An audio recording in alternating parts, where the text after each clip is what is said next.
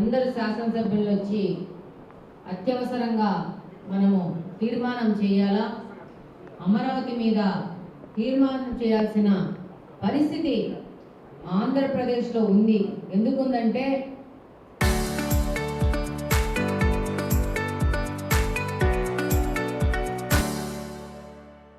మనకు ప్రతిపక్షంలో జగన్మోహన్ రెడ్డి గారు అనే వ్యక్తి ఉన్నారు. ఆయనకి ఎప్పుడు ఏది తోస్తుందో తెలియదు. ఈరోజు 10 సంవత్సరాల క్రితము ఉమ్మడి ఆంధ్రప్రదేశ్ విభజితమై నవ్యాంధ్రప్రదేశ్ ఏర్పడ్డాక రాజధానిని అమరావతిగా తీర్మానించినప్పుడు దానికి మద్దతు పలికిన జగన్మోహన్ రెడ్డి గారు, అలాగనే ఆ యొక్క రాజధాని అమరావతి అని చెప్పినప్పుడు కూడా తీర్మానించినప్పుడు కూడా అదే శాసనసభలో ఉండి మద్దతు తెలిపిన జగన్మోహన్ రెడ్డి గారు ఇంకో విషయం చెప్పారు. 30,000 ఎకరాల అవసరము, దాన్ని కూడా ప్రొక్యూర్ చేయండి అని చెప్పి ఆయన సలహా కూడా ఇచ్చారు శాసనసభలో. అలాంటి వ్యక్తి ఆ తర్వాత అనేక అబద్ధాలు చెప్పి మోసాలు చేసి అధికారంలోకి వచ్చి రాష్ట్ర ప్రజలు కూడా ఈయనకు ఒక అవకాశం ఇస్తే మా భవిష్యత్తు బాగుంటుందేమో అని ఒక అపోహలో ఆయనకు ఓటేయడం జరిగింది. దాదాపు ఆంధ్రప్రదేశ్ చరిత్రలో ఫస్ట్ టైం 151 సీట్లతో ఆయనకు మెజారిటీ ఇచ్చారు ఆంధ్రప్రదేశ్లోని ప్రజలందరూ ఒక నమ్మకంతో, హోప్తో. కానీ అధికారంలోకి వచ్చిన వెంటనే జగన్మోహన్ రెడ్డి గారు తన అసలు స్వరూపం చూపిస్తూ 3 ముక్కలాట మొదలుపెట్టి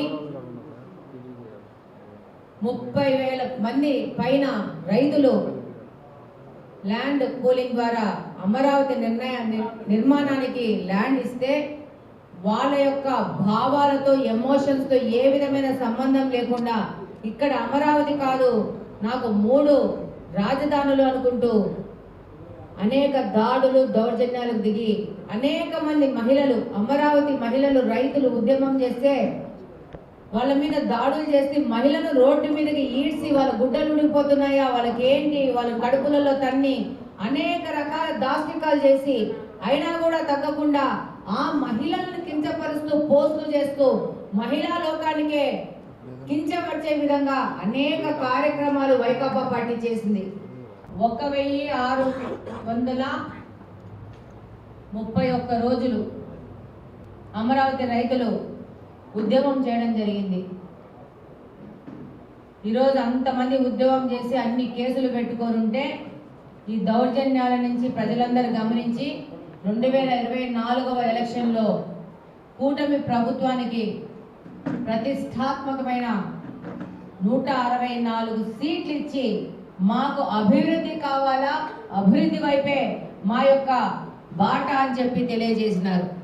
అంతకుముందు ఎప్పుడో మనం హిస్టరీలో మనం అందరం చదివింటాం మహమ్మద్ బిన్ తుగ్లక్ గురించి.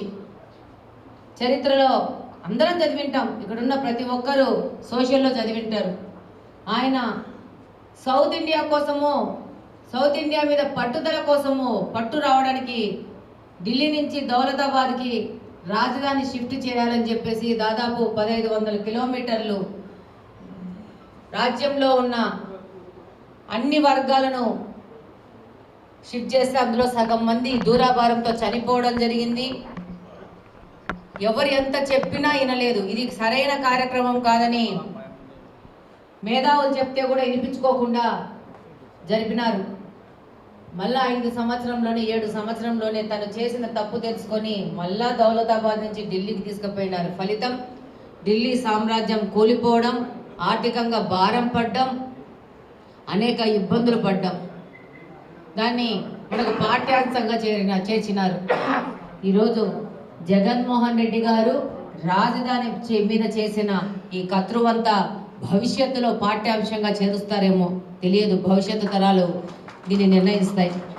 ఈరోజు గమనిస్తే 1631 రోజులు చేశారు అమరావతి రోజులు. ఆ సంఖ్యలనందని కూడితే వచ్చే నెంబర్ 11. ఈ నెంబర్ ఫ్యాన్సీ నెంబర్ కాదు, ఫ్యాన్ నెంబర్.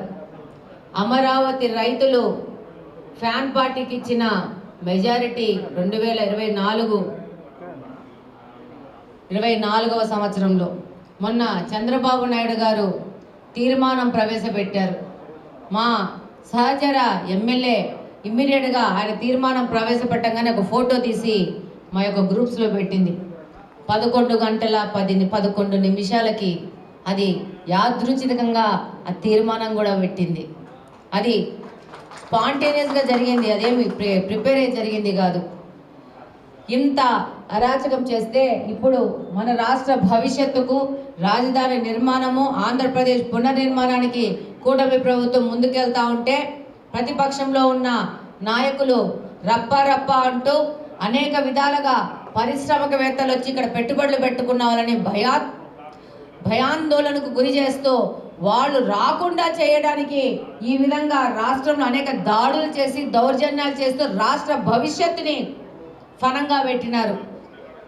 భవిష్యత్తులో మన రాష్ట్రానికి 19 నుంచి 24 మధ్యన పట్టిన గతి పట్టకూడదనే ఒక్క ఉద్దేశంతోనే ఈరోజు ఢిల్లీలోని సెంట్రల్ గవర్నమెంట్లో ఒక పెద్దల సలహాతో మన రాష్ట్రంలోని శాసనసభలో తీర్మానం చేసి పార్లమెంటుతో చట్టం చేయించి రాజధానికి చట్టబద్ధత తీసుకొచ్చి మన యొక్క చరిత్ర పటంలో మన ఆంధ్రప్రదేశ్ రాజధాని అమరావతి అని మన రాజధాని చరిత్ర పటంలో పెట్టడానికి చేసిన కృషి అనేది ఈరోజు జరిగిన ఘట్టంతో ఆ యొక్క మనకు విజయం సాధించాము.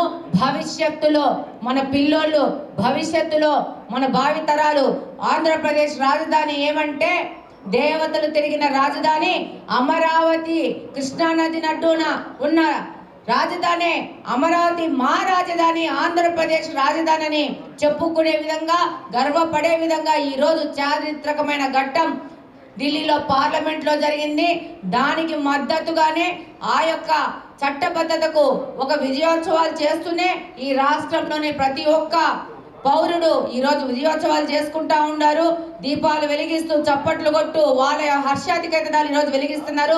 సంపూర్ణంగా నరేంద్ర మోడీ గారికి ఈ విధంగా మద్దతు ఇచ్చిన కూటమిలోని సభ్యులందరికీ ధన్యవాదాలు తెలుపుకుంటున్నాం, కడప నియోజకవర్గ ప్రజల తరపున అని చెప్పి సందర్భంగా తెలియజేసుకుంటున్నాను. నిన్న మొన్న చూసాం, మావిగన్ అని ఒక కొత్త పల్లె వెతుకున్నాడు.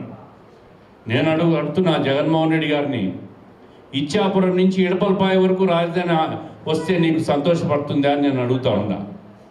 మావిగన్ అంటాడు, 3 ముక్కలాట అంటాడు, 3 ప్రాంతాలు అంటాడు, అమరావతికి మాకు అభ్యంతరం లేదు అంటూనే ఈరోజు పార్లమెంట్లో, లోక్సభ, రాజ్యసభలో 2 చోట్ల బిల్లును వ్యతిరేకిస్తూ వాకౌట్ చేశారు వీళ్ళు, వైసీపీ వాళ్ళు. ఎక్కడ చూసినా అరాచకం చేయడం తప్ప ప్రజలను మనశ్శాంతిగా ఉండాలని వీళ్ళకి ఆలోచన లేదు. ఏదో ఒక రకంగా తెలుగుదేశం కూటమి ప్రభుత్వం మీద విషయం కక్కి దుష్ప్రచారం చేసి మళ్ళీ అధికారంలోకి రావాలని చెప్పి పగటి కళ్ళలు కట్టా ఉన్నాడు జగన్మోహన్ రెడ్డి గారు. మీరు అధికారంలోకి వచ్చినాక ఎందుకు తుగ్లక్ ఆలోచనలు వస్తున్నాయో నాకు అర్థం కావడం లేదు. ఈరోజు ఎక్కడ స్వర్గంలో ఉన్నాడో నరకంలో ఉన్నాడో తుగ్లక్ తెలియదు, కానీ ఆయనే నాకంటే తుగ్లకులు ఉన్నారా ఈ రాష్ట్రంలో, ఈ ప్రపంచంలో అని చెప్పి నవ్వుకుండే పరిస్థితి వస్తూ ఉంది. మరి ఈరోజు లోక్సభలో కానీ రాజ్యసభలో కానీ ఒక చట్టబద్ధత రావడం, భావితరాలకు ఒక భవిష్యత్తు రాజధాని అమరావతి. మరి ఈరోజు ఆ సంపదతో దీని మీద ఏదైతే నిధులు తీసుకొని అప్పు తీసుకొని వచ్చారో దాని నుంచే దాని అప్పులన్నీ కట్టే పరిస్థితి వస్తుంది. రాష్ట్ర ఖజానా నుంచి ₹1 కూడా అమరావతి రాజధానికి పెట్టుబడులు పెట్టడం లేదనే విషయానికి ప్రజలకు అర్థం కావాలా, ప్రజలు విశ్వసించాలా. నిరంతరం చంద్రబాబు నాయుడు గారు ఆ విషయం మీద ప్రజలకు స్పష్టత ఇస్తున్నాడు. అమరావతి తనను తానే ఆదాయం సృష్టించుకుంటే వనరుగా భవిష్యత్తులో తయారు కాబోతుందనే విషయాన్ని కూడా ప్రజలు గమనించాలని చెప్పి తెలియజేసుకుంటూ మరి